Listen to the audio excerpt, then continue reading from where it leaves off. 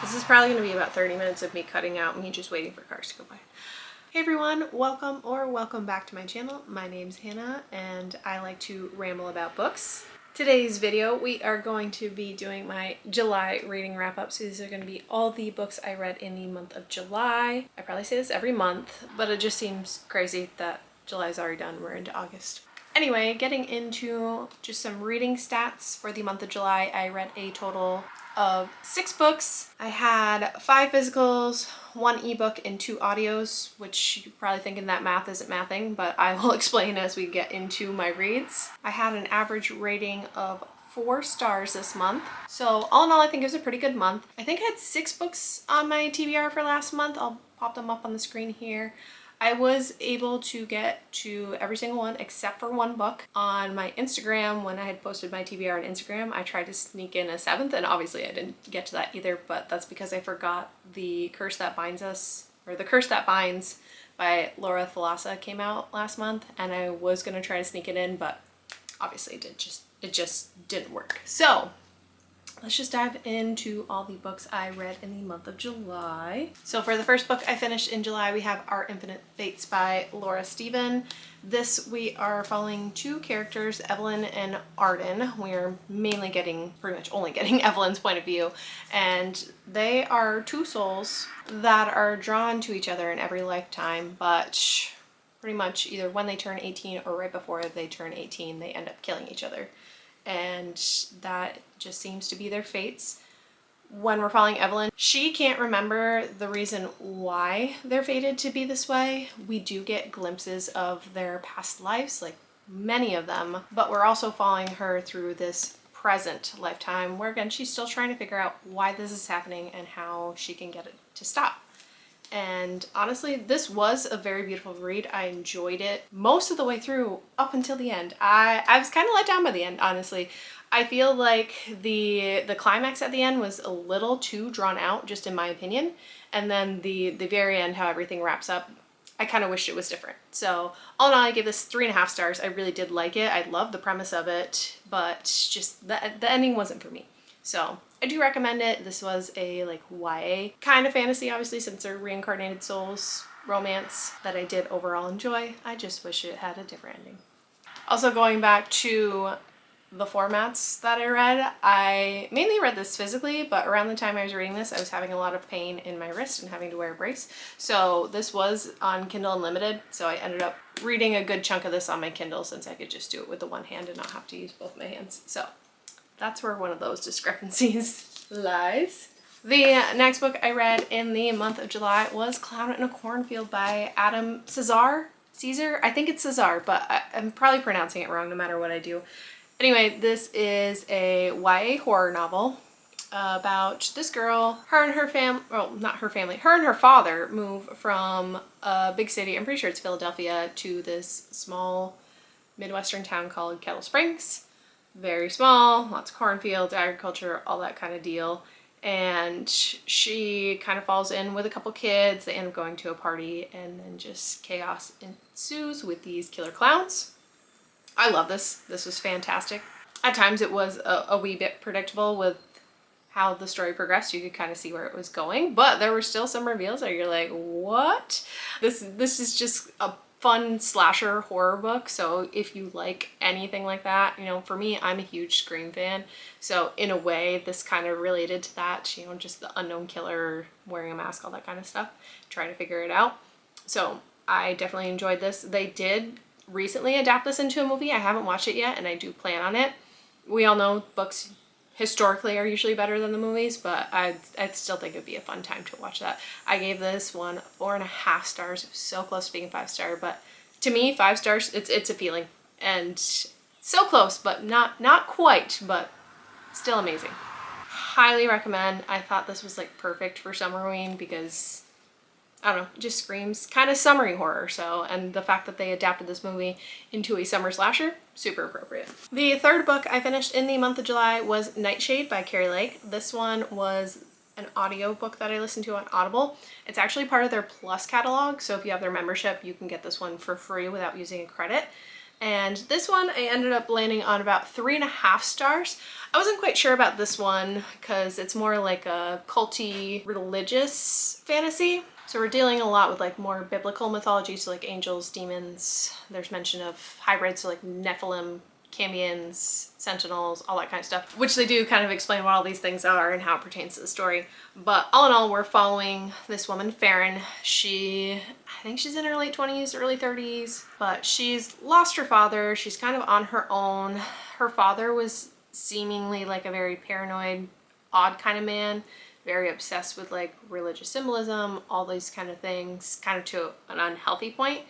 Anyway, his interest in that kind of drove her to study religious icons and stuff like that. One way or another, she ends up in this place called Nightshade. And Nightshade in this world is kind of basically purgatory. There's not much else I can say without giving too much of the plot away. But the other thing we got like a dual timeline kind of thing going on in here. So we're also getting a past story of this young girl named Listina. Her mother was burned at the stake for being accused of a witch, and at this point in time, the holy governing body is called the Pentacrux. So she is taken in by the Pentacrux to atone for her sins, and in this time she meets this young baron, and you're kind of getting their story along with Farron's story and her venturing into Nightshade and trying to find more answers about her father. And that's pretty much all I can say about that. Overall, I did enjoy this book. So 3.5 stars, pretty decent rating. I liked it. Not quite as obsessed with it as her other books, but enough that it's a duology. So Infernium is the next book. So I'm definitely planning on giving that a listen. I do recommend this book, especially if you're a Carrie Lake fan. It's just one of her backlog books. So go ahead and check that box off too. The fourth book I read in the month of July was Final Girls by Riley Sager. This is a mystery thriller. We are following Quincy Carpenter, who is, you guessed it, a final girl, and she survived this horrible thing that happened when she was in college. Pretty much all of her friends died? Yeah, all of her friends died in this horrible cabin in the woods type killing, and she is the final girl, so the only survivor, but she happens to not recall anything from that night. Like, she knows the events leading up to it, and then she remembers running into a cop in the woods and the rescue and all that, but like nothing in between. She is completely blank. So there are two other very well-known final girls in this book that when this happened to her, one of them really reached out for support. She was very good about advocating for survivors and stuff like that. News reaches Quincy that this other final girl has died. At first it is released as a suicide, but then further investigation leads to more likely foul play. In the event of this happening, the third final girl ends up, who, mind you, this third final girl was like a recluse. She did not want to be in the media, any of that, which that's fair. I can understand that. But with this death of one of their own, she comes out of hiding, finds Quincy, and they just kind of start to grieve together and just kind of form this relationship. But with the news of Lisa's death not being a suicide, Quincy's left trying to figure things out. Should she trust this other final girl whose name is Sam? Is everything she's saying truthful? Like, all this timing is kind of odd. And there's just so many reveals in this book. I did guess part of the end. I was only like half right. But anyway, I really enjoyed this. I thought this was a fun time. Again, if you are a fan of horror, especially like Final Girls is one of the biggest tropes in horror, then I really do think you would enjoy this. This was my 5-star of the month, so this was fantastic. Once things got going, I was hooked and I couldn't stop. I don't know why, but it's really hard for me to get my thoughts out today. So bear with me. Anyway, moving on. Next book that I read in the month of July is Silver Elite by Danny Francis. This is the lovely book of the month edition with these really cool sprayed edges. Anyway, this is a dystopian type fiction, which I love that this is getting a resurgence. I really love dystopian fiction. It was a huge thing when I was like in high school, and I just love that it's kind of coming back. In this, we are following Ren. She is what is known as a modified. So in this type of dystopian, some big war happened, a lot of bombs were dropped, and following we had mutations. And those mutations led to a race called modifieds. And what modifieds can do, most of them can communicate telepathically, and then others tend to have more abilities, like they can read minds, some can heal, some can do what's called inciting, which is forcing someone to do something with the power of your mind. A lot of those abilities, like the healing and the inciting, are much rarer. The kind of tell-all trait that these people are modifieds is usually when they use their powers, the veins in their arms will glow silver. So if they're not wearing long sleeves, that's pretty identifiable. On the other hand, we have primes, who are pretty much just normal people. And in the setting we're in right now, the primes are in control, and they have been led to believe that modifieds are a plague and they need to be dispatched. There are some modifieds involved with the government that have sworn loyalty, and they are used to fish out other modifieds. Pretty much anyone found out to be a modified is either going to be sentenced to death or put into labor camps. So not great to be a modified. Ren, like I said, is a modified, but she and her uncle, who live together, live in a small town, rural town. They're ranchers. Their main thing is just, let's not draw any attention to ourselves. Let's just live a simple life. Ren, being kind of in her early 20s, is kind of hoping to get involved with the uprising, still trying to follow her uncle's advice and not drawing too much attention to themselves. But something happens in their town and she ends up drawing attention to herself. That leads to her, by many things I won't get into because honestly it is a spoiler, leads to her being in the basically capital, and she gets recruited to join their silver block in the army, their version of the army, which is like the most elite section that you can get into. And at first she is kind of obstinate. She's fighting it. She doesn't want to be there, obviously, because she is really a modified and none of them know. We see her grappling with the decision of, now that I'm stuck in this situation, what do I do? Do I just barely get by? Do I try to excel? What do I do when I'm placed in this position that's going against her own type of people? So honestly, I did really enjoy this. I found it predictable at times. There were certain things that I'm like, oh, it's definitely this, and then guess what it was. But I still had a lot of fun with this, and there were still, again, some shocking things that I was like, hold on, what? So all in all, I gave this 3.5 stars. I do plan on continuing this whenever the next book happens to come out. But if you are a fan of dystopian fiction, I do recommend this. This is an adult one because there is some spice in it.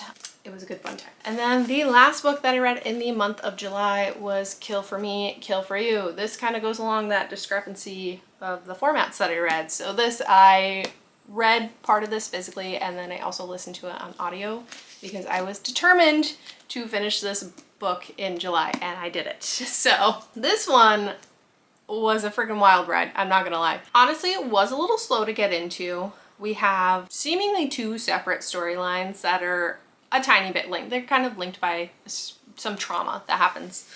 And we're going through, waiting for these stories to connect. Once we make the connection between these 2 stories, it just takes off and is fucking wild. In one of our storylines, we are following this woman named Amanda, and Amanda has been through hell. Her daughter was kidnapped and murdered, and after these events transpired, her husband ended up killing himself out of grief. So she's left all alone in the world.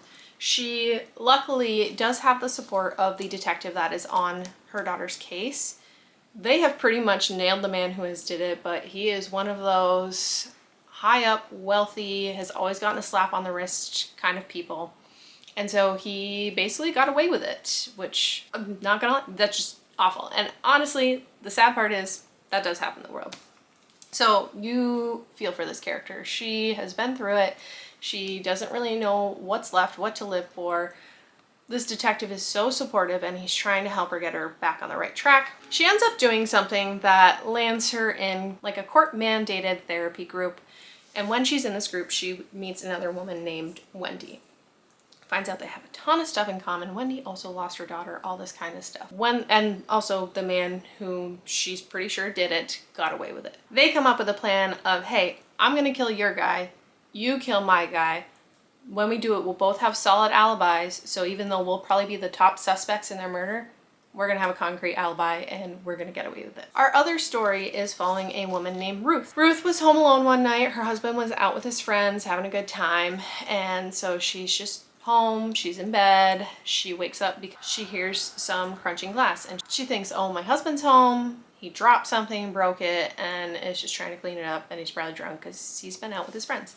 So she goes down to go find him, and instead of her husband, she finds an intruder who proceeds to chloroform her and assault her. Luckily, she survives this, but is obviously traumatized from this experience. And we have the same detective who's with Amanda on her case as well. This man apparently is a serial offender. He is known as Mr. Blue Eyes. The search for him is honestly leading to a lot of dead ends. So she's really grappling with figuring out how to feel safe knowing that her assaulter is still out there.